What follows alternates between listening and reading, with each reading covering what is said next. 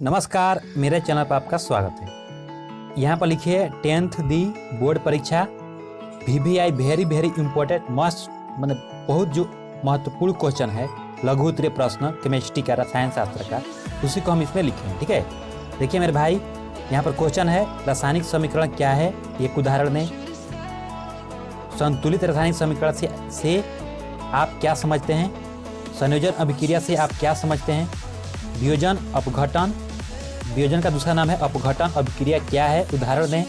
और 5 नंबर में है ऊष्माक्षेपी अभिक्रिया क्या है, उदाहरण दें। ठीक है, ये आपका क्वेश्चन है। अब हम जानेंगे इसका बारी बारी से आंसर। ठीक है, यहाँ पर क्वेश्चन नंबर 1 है। क्वेश्चन नंबर 1 है मेरे भाई, सबसे पहले हम आपसे विनती करते हैं, अगर आप मेरे चैनल पर नए हैं तो मेरे चैनल को सब्सक्राइब कर लीजिए और बेल आइकन को दबा लीजिए। अगर आपका कोई क्वेश्चन है तो कमेंट बॉक्स में जाकर कमेंट कर दीजिए। क्वेश्चन है रासायनिक समीकरण क्या है, एक उदाहरण है। ठीक है, सबसे पहले हम इसको समझेंगे। यहाँ पर देखिए इसका डिफिनेशन लिखे हैं, जब किसी रासायनिक अभिक्रिया में अभिकारक एवं उत्पाद की जगह उनके रासायनिक सूत्रों का उपयोग करते हैं तब उसे रासायनिक समीकरण कहते हैं। देखिए इसको समझिए। अभिकारक, सबसे पहले हम जानेंगे कि रासायनिक अभिक्रिया में अभिकारक क्या होता है और उत्पाद क्या होता है। तो यहाँ पर एक हम रासायनिक अभिक्रिया लिखे हुए हैं, Mg+O2 MgO, यानी मैग्नीशियम प्लस ऑक्सीजन क्या बनाता है, मैग्नीशियम ऑक्साइड बनाता है। ठीक है, यानी इसमें हम समझ लेंगे अभिकारक कौन सा है और उत्पाद कौन सा है। देखिए इसमें Mg+O2 ये क्या है, अभिकारक है। ठीक है, और इसके फलस्वरूप रिएक्शन करने के बाद जो बनता है, क्या बनता है, MgO बनता है। ठीक है, ये आपका उत्पाद है। MgO क्या है, उत्पाद है। समझ गए। अब देखिए, अब कहने का मतलब इसका क्या है कि रासायनिक सूत्रों का उपयोग करते हैं। देखिए मैग्नीशियम, यानी हिंदी में लिख सकते हैं मैग्नीशियम। ठीक है, हिंदी में लिख सकते हैं ना, लेकिन यहाँ पर Mg लिखा हुआ है, यानी मैग्नीशियम का सूत्र Mg होता है। ठीक है, इसमें सूत्र द्वारा जब हम दर्शाएंगे, सूत्र का जब हम उपयोग करेंगे तो समझ क्या वो कहलाएगा, जो इक्वेशन बनेगा क्या कहलाएगा, रासायनिक समीकरण कहलाएगा। समझ गए। अब क्वेश्चन नंबर 2 देखिए। क्वेश्चन नंबर 2 में है संतुलित रासायनिक समीकरण से आप क्या समझते हैं। देखिए जो आप समझते हैं उसी को लिख देना है, या संतुलित रासायनिक समीकरण किसे कहते हैं, ये भी क्वेश्चन हो सकता है। यहाँ पर देखिए आंसर क्या है। यहाँ पर आंसर है वैसे रासायनिक समीकरण जिसमें अभिकारकों तथा उत्पादों में, वैसे रासायनिक समीकरण जिसमें अभिकारकों तथा उत्पादों में विभिन्न तत्वों के परमाणु की संख्या बराबर होती है, बराबर होते हैं, उसे संतुलित रासायनिक समीकरण कहते हैं, उसे संतुलित रासायनिक समीकरण कहते हैं। ठीक है, कहने का मतलब इसको समझना है ध्यान से।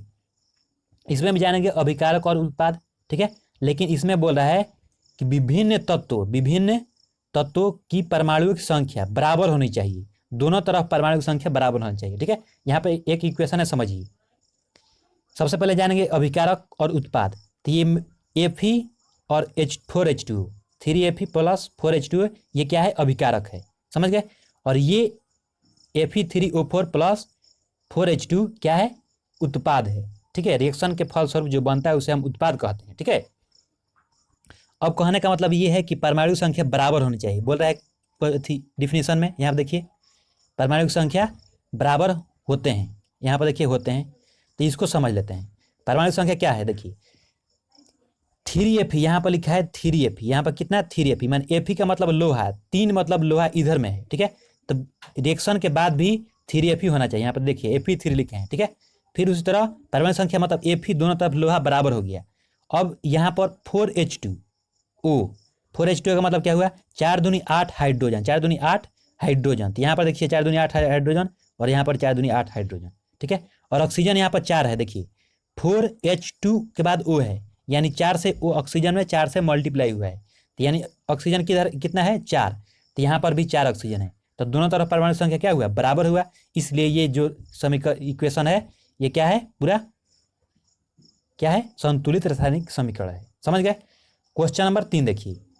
क्वेश्चन नंबर 3 में है संयोजन अभिक्रिया से आप क्या समझते हैं। संयोजन अभिक्रिया से आप क्या समझते हैं, इसका आंसर होगा जब 2 या 2 से अधिक पदार्थ संयोग करके एक नए पदार्थ का निर्माण करते हैं, तब उसे संयोजन अभिक्रिया कहते हैं। इसमें मेरे भाई डिफिनेशन में कुछ नहीं है।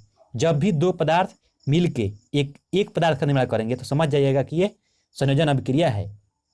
यहाँ पे एक लिखे हैं, जैसे में हाइड्रोजन ऑक्सीजन से अभिक्रिया कर जल बनाता है, यहाँ आप देख लीजिए 2 पदार्थ है, बोल रहा है कि 2 या 2 से अधिक पदार्थ, तो 2 पदार्थ है और क्या बना रहा है, जल बना रहा है, केवल जल बना रहा है। यहाँ पर देखिए ब्रैकेट में L का मतलब लिक्विड और ब्रैकेट में G का मतलब गैस, समझ लेना यहाँ पर, ठीक है।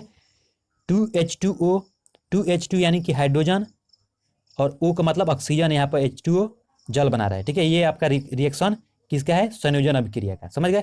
क्वेश्चन नंबर 4 देखिए, वियोजन या अपघटन, वियोजन या अपघटन अभिक्रिया क्या है, उदाहरण दें। देखिए अब इसको समझने के लिए सबसे पहले आंसर जानेंगे। जब एक पदार्थ टूटकर 2 या 2 से अधिक नए पदार्थ का निर्माण करता है तब उसे वियोजन अभिक्रिया कहते हैं। कहने का मतलब इसमें यह है, इसमें भी डिफिनेशन में कोई चेंज नहीं है। इसमें एक पदार्थ टूटेगा तो कितने का निर्माण करेगा, 2 या 2 से अधिक पदार्थ का निर्माण करेगा, समझ गए। तो यहाँ पर देखिए COCO3 का मतलब सॉलिड, और उसमें जब इसको हम जलाते हैं COCO3 को तो क्या बनाता है, CaO, ठीक है, कैल्शियम ऑक्साइड और plus CO2 carbon dioxide gas बनाता है। यहाँ पर समझ लीजिए, समझ गए। क्वेश्चन नंबर 5 देखिए, क्वेश्चन नंबर 5 में है ऊष्माक्षेपीय अभिक्रिया क्या है, ऊष्माक्षेपीय अभिक्रिया क्या है, उदाहरण दें। आंसर में होगा वैश्वीय अभिक्रिया जिसमें उत्पाद के निर्माण, वैश्वीय अभिक्रिया जिसमें उत्पाद के निर्माण के साथ साथ ऊष्मा भी उत्पन्न होती है, उसे ऊष्माक्षेपी रासायनिक अभिक्रिया कहते हैं, उसे ऊष्माक्षेपी रासायनिक अभिक्रिया कहते हैं। इसका एग्जाम्पल लिखे मेरे भाई, जैसे में प्राकृतिक गैस मीथेन का दहन, दहन का मतलब कहता है जलना, दहन भी ऊष्माक्षेपीय अभिक्रिया है। यहाँ पर जैसे में लिखे हैं CH4, G का मतलब गैस, प्लस 2O2 गैस, तो CO2 कार्बन डाइऑक्साइड बनाता है और 2H2O जल बनाता है लिक्विड, और प्लस ऊर्जा निकलता है, उसमें बाहर निकलता है, समझ गए। ये आपका हुआ आपका 5 क्वेश्चन कंप्लीट। धन्यवाद। अगर आप मेरे चैनल पर नए हैं तो मेरे चैनल को मेरे भाई जरूर सब्सक्राइब कर लीजिएगा और बेल आइकन को दबा लीजिएगा।